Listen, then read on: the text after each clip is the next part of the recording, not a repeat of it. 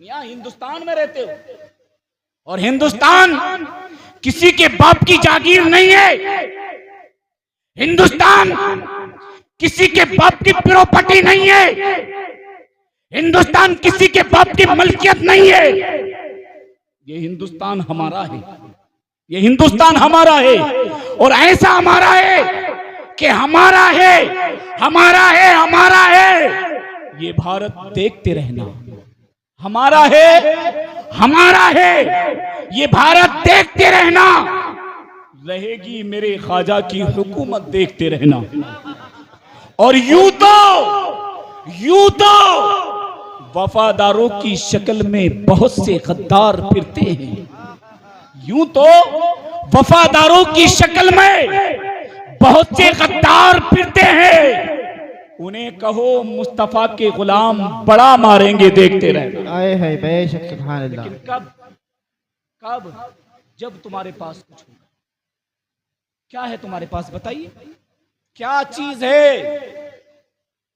तुम्हें अपने हुकूक के गलत सोचने लगते हैं, और गलत सोच से मुराद ये है जब तालीम की बात आए और ख़ास करके किसी मौलवी की ज़बान से कारी साहब को बुलाते हैं। मोहब्बतों के साथ में थोड़ी सी तवज्जो चाहूँगा इंशाअल्लाह, और आपके मिजाज की बात है।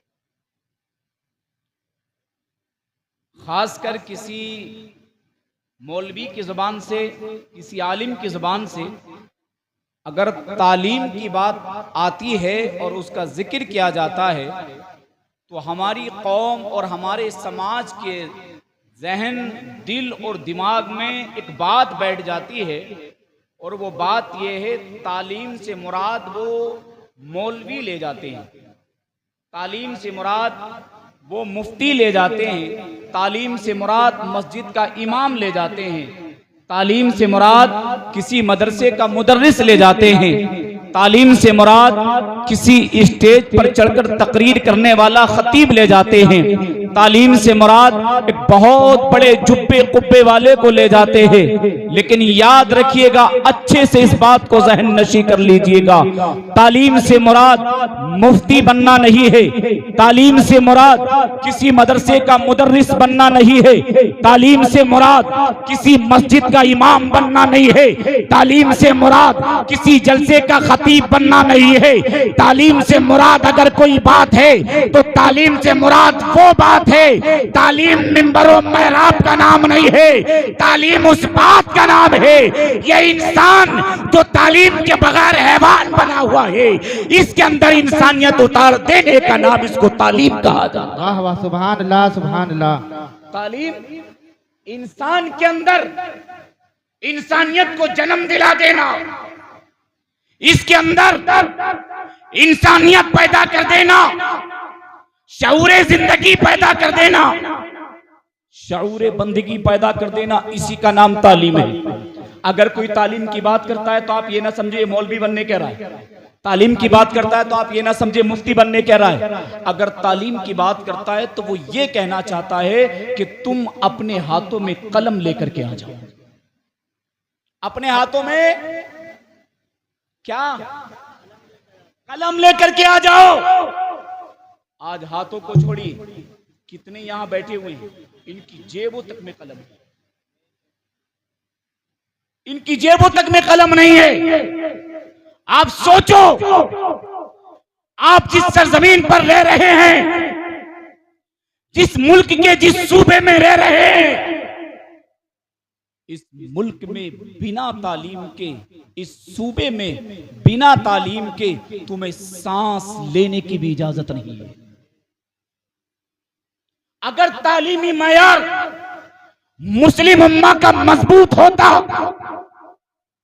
मुसलमान तालीम में पुख्ता होता, मुसलमान एजुकेशन में बहुत कामयाबों का मरान होता, तो हम डंके की चोट पर और दावे से ये बात कह सकते हैं, आज ये जितने भी बातिल सर उठा करके जी रहे हैं, कोई भी तुम्हारे सामने आंख मिलाने की जरूरत नहीं कर सकता था। के बारे तक में नहीं पता कि तुम्हारे हुकूक इस मुल्क में कितने हैं। और हुकूक तो छोड़िए कारी साहब क़िबला, जिस कौम को ये नहीं पता कि कलमा शहादत क्या चीज है,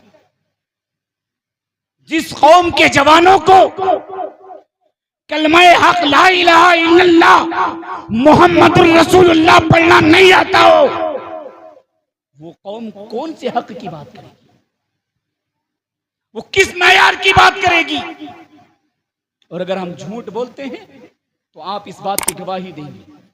हमने जवानों को देखा, जब निकाह खानी का वक्त आता है, निकाह खानी का वक्त आता है, वो जिनके गलों में टाइयां हैं, वो जो 10-10 हजार की शेरवानी पहन करके आए हैं, जिनके ना सूट का कमाल है ना बूट का कमाल है, जिनकी नजाकत हाथ नहीं आती, जिनके जाहो जलाल हाथ नहीं आते, हमने उनको मौलवी के सामने पस्त पढ़ते हुए देखा है। हमने उनको देखा है जब उनको कलमा निकाह के वक्त पढ़ाया जाता है तो वो ऐसे पढ़ाया जाता है जैसे बच्चे को मदरसे में अली बा ता सा करके हिज्जे करके उसको पढ़ना सिखाया जाता है। ऐसे कौम के जवानों को कलमा सिखाया जाता है। जिस कौम का जवान कलमा पढ़ना नहीं जानता हो, जिस कौम के जवान को खुशी के वक्त में, मसरत के वक्त में कलमा याद ना हो, कलमा याद ना हो, वो कौम उस वक्त जिस वक्त मौत का फरिश्ता उसके सरहाने खड़ा होगा, उस वक्त क्या वो खाक कलमा पड़ेगी? क्या कलमा पड़ेगी बताइए? क्या चीज है हमारे पास? हमारा इतराना किस बात पर है? हमारा इटलाना किस बात पर है? सिर्फ जुमा के 2 फर्जों के अलावा बताओ तीसरी कौन सी चीज तुम्हारे अमल के अंदर मौजूद है? और वो 2 फर्ज भी ऐसे हैं, किसी की सना गायब है, किसी की अलहम्दु गायब, किसी को दरूद नहीं आता, किसी को तशहुद नहीं आता, किसी को सजदा करना नहीं आता, किसी को रुकू करना नहीं आता, किसी को क़याम करना नहीं आता, किसी को नियत बांधना नहीं आता। जिसकी इबादतों का यह आलम हो तो सोचो उसे पनाह देगा कौन? पनाह देगा? हम राह चलने वाली कौम नहीं है। हमने किसी राह चलने वाले का कलमा नहीं पढ़ा, हमने उस मोहसिन इंसानियत का कलमा पढ़ा है। हमने उस रसूल हाशमी का कलमा पढ़ा है जिसके सामने बड़े बड़े तख्त वाले, बड़े बड़े ताज वाले अपने सरों को खम करते हुए नजर आए। मियां तुम हैरा गैरा नहीं हो, तुम्हारे इतिहास है।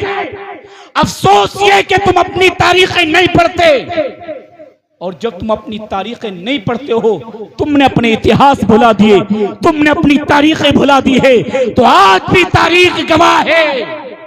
अब लोग इस सतह दुनिया से तुम्हें मिटा देना चाहते हैं।